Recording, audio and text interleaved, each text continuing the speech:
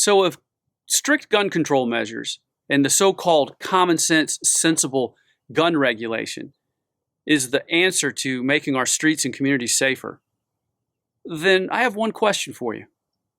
Why do places like California, Chicago, Detroit, New Jersey, Baltimore, why do these places with the most strict gun control in the country have such high homicide rates by firearms? And why do mass shootings still happen in those places? Hey guys, Steve here with Accuracy X. Let's talk a little more about the situation here in Virginia and what's going on with this proposal of more strict and more anti-Second Amendment and anti-freedom gun laws that are being proposed by our politicians. What they're saying is these gun laws, and our own governor is saying that these gun laws are being proposed and will be implemented for our own safety. It's to make our streets safer, to make our schools safer, and to make Virginia a safer place. Unfortunately, not only do our own crime statistics from the Justice Department and the FBI, but just history and looking around in our own societies and country prove that that's not going to be the case. I mean, just look at places like Chicago or Detroit or California. I mean, these places are rife with violent crime, and they have some of the most strict gun laws in the country. In fact, many of those places per capita are more dangerous than war zones overseas. I mean, the statistics prove that out. This isn't hyperbole. This isn't opinion. It's fact.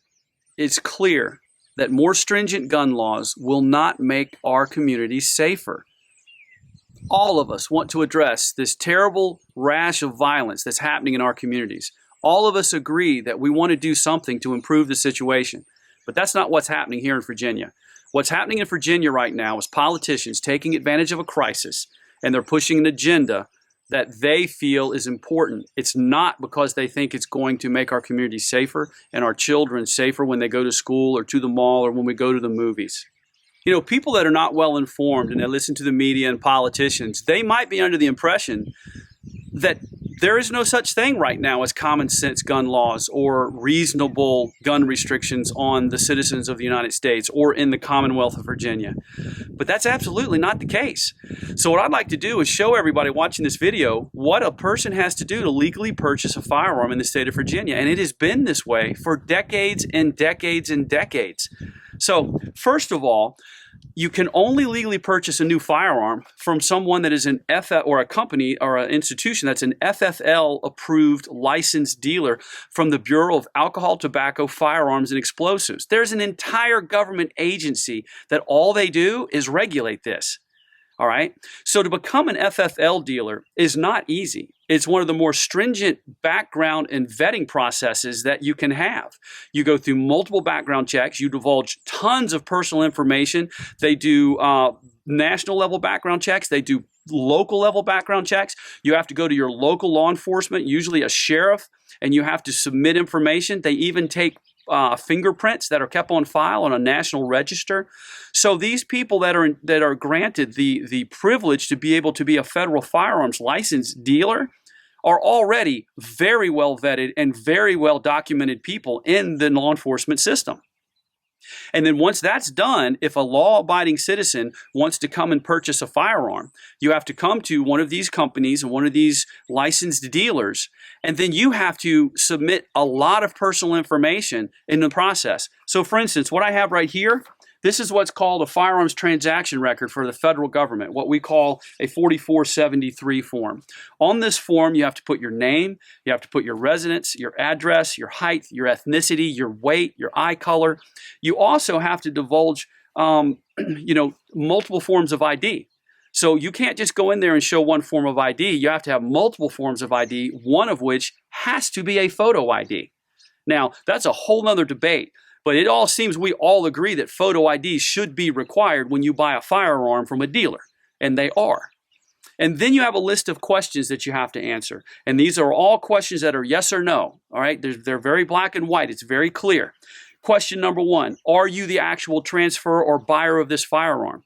Yes or no? Because buying a firearm for someone else is a felony. And they ask you, are you basically doing this for yourself, or are you in fact getting ready to commit a felony? Number two, are you under indictment or information in any court for a felony of any other crime which the judge could imprison you for? Yes or no? Have you ever been convicted in any felony court of a crime for which the judge could imprison you for more than 1 year? Are you a fugitive from justice? Are you unlawfully a user of or addicted to marijuana or any other depressant or stimulant or narcotic or drug or controlled substance? Yes or no? Have you ever been adjudicated as mentally defective, or have you ever been committed to a mental institution?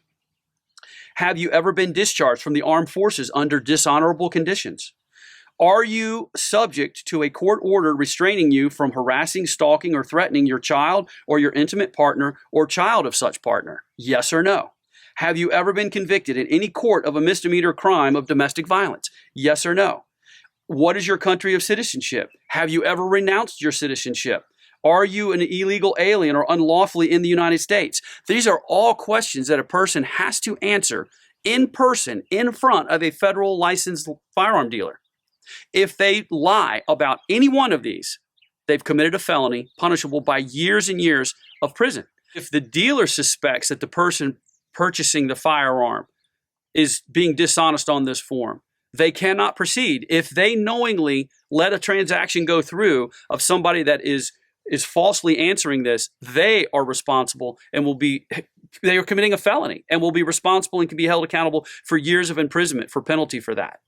In addition, not only does the person have to show their license and their information and their place of residence, the firearm that they're purchasing or the firearms that they're purchasing are listed on this form in great detail. The manufacturer's name, the model of the firearm, the serial number of the firearm is recorded. The type of firearm and the caliber of the firearm is recorded. It even goes as far as if there's a customer that wants to purchase multiple handguns within a 5-day period, there's a special form that has to be filled out because we want to know about that. Why are they wanting to purchase multiple handguns? We already have types of checks and balances that are in place to try to make sure that we limit criminal activity and we basically still allow citizens to be able to purchase firearms legally.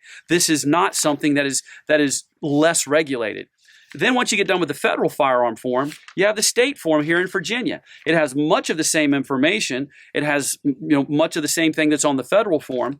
Once all of this is filled out, the federal firearms dealer takes this information and it is transferred to the National Instant Background Check. But I want you to understand, I want you to hear this.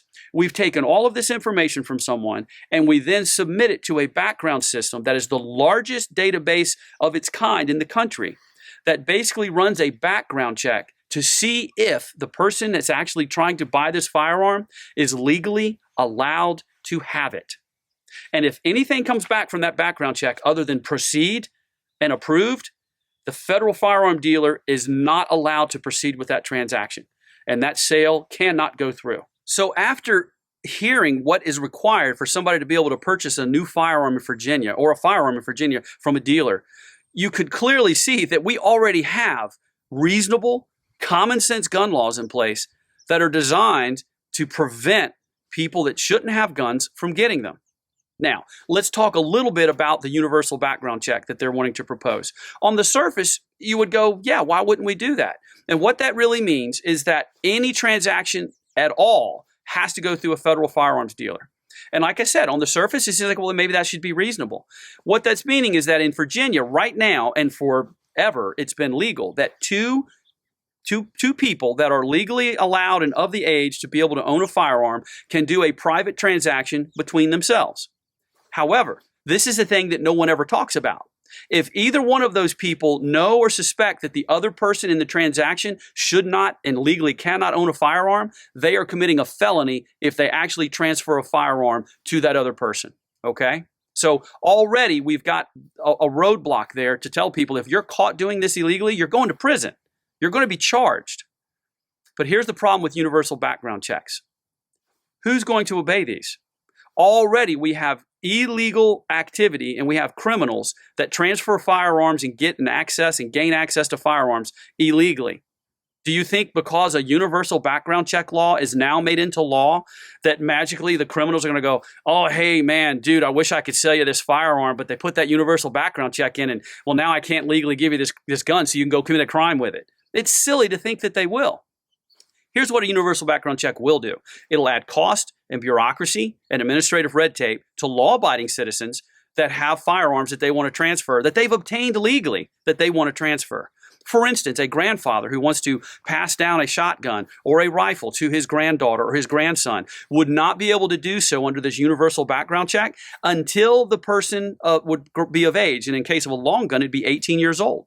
So that means that they couldn't transfer that firearm until the person's 18 years of age. And then they would have to go do all of these, the background check and all that stuff for a firearm that's already legally owned by a person who already illegally obtained it. If you think that criminals are going to basically abide by a new universal background check, it's silly. We have customers in New Jersey that have universal background checks. They've purchased a pistol or a rifle. They legally own it. They went through a background check to get it, and then they want to send it off to get repair work done. They have to export the rifle and have it transferred by an FFL, and then when the repair work is done and it comes back to them, they have to go through an entire new background check to re-get approved for a rifle or a pistol that they already legally owned to start with. That's just wonky bureaucracy that's going to do nothing to keep us safer on our streets and in our communities. Anybody should be able to see that. So what I'd like to ask everybody to do is, if you know somebody who is under the impression that more gun control is going to make them safer, please share this video with them. So why are these politicians in the state of Virginia wanting to pursue and submit and pass more restrictive gun laws that everybody understands that only law-abiding citizens are going to abide by? It doesn't make sense. So why are they doing it? I mean, it's almost as if a physician prescribes a pill or a medicine to a patient, knowingly aware that the pill or the medicine they're prescribing will not treat or improve the patient's condition. It doesn't make sense. The real cause of these terrible events is much more difficult to address and to measure. All of these terrible atrocities have one thing in common. A human being made a conscious decision to commit unspeakable acts of violence and destruction and evil within their communities. What we should be asking is, what is causing these individuals to commit such horrible acts, and what's driving them to do such acts of evil in our communities and on our streets and in our schools? In many of these situations, these individuals are driven by an apparent extreme ideology or theology. Many of them apparently feel as if they've been outcasted by society or spurned, and they're striking out back at that. This is a problem. These are things we have to identify. In the majority of these situations, mental illness is involved. And the thing that most people seem, for some reason, to not want to address, the near ubiquitous use of psychotropic drugs by these shooters. That is a real problem we have to look at. All of those factors, plus the fact that in many, and if not the majority of these cases, there were dozens and dozens of signs that something bad was going to happen if someone would have just taken the time to act upon it. But it seems like we always wait until it's too late. I believe this is one place that we have some common ground. I'm willing to have a conversation about extreme risk protective orders and a system that kind of addresses that, having it in place. But we have to be very, very careful that whatever we set up and whatever we institute does not infringe upon personal rights and can't be abused and used to basically usurp someone's personal rights and freedoms. These are all things that need to be openly discussed and talked about so that we can help find a solution to these problems. Our governor, Ralph Northam, in his recent State of the Union address, brought up the statistic that in Virginia, in 1 year, 1,000 Virginians die from gun violence each year. That's a tragic number.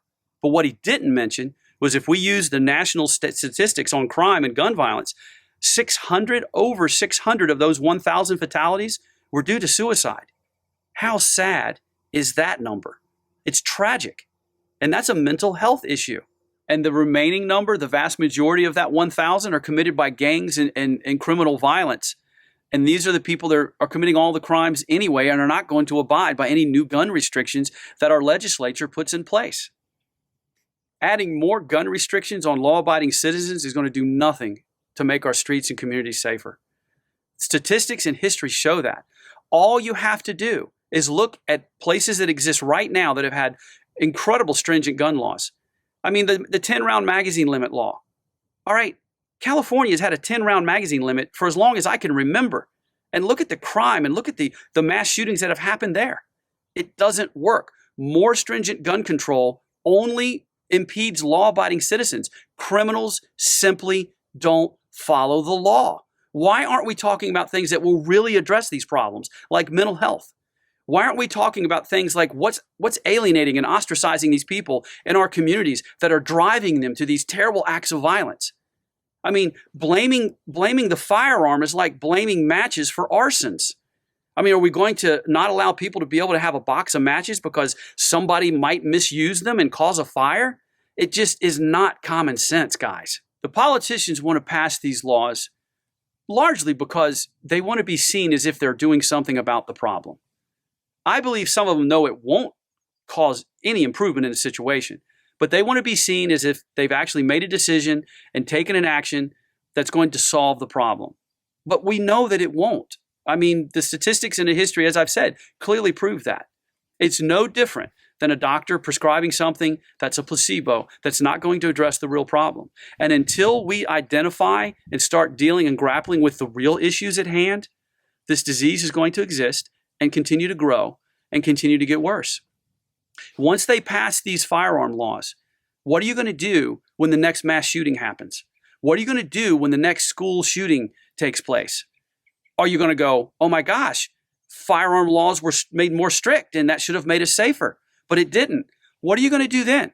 Well, I'll tell you what everyone else has done in places that's tried this. They keep adding more and more restrictive gun laws to the point that it's almost impossible to own a firearm in certain places, like it's becoming in New York and in New Jersey, for instance. That's not solving the real problem. If you really want to deal with the problem, and if we really want to make our communities safer and more civil, we have to look deeper than that. And it's not going to be comfortable, and it's not going to be easy. But we have to do that if we want to have a hope of turning this thing around. So Governor Northam, when you and your colleagues are ready to have an honest conversation about how to make Virginia safer and how to address these problems that we all care deeply about, I believe I speak for all Virginians in the Commonwealth when I say we all are ready to have that conversation.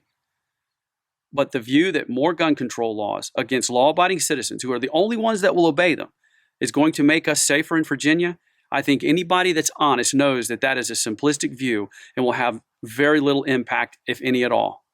So why don't we start the conversation about finding real solutions together to help make things in Virginia as good as they can be?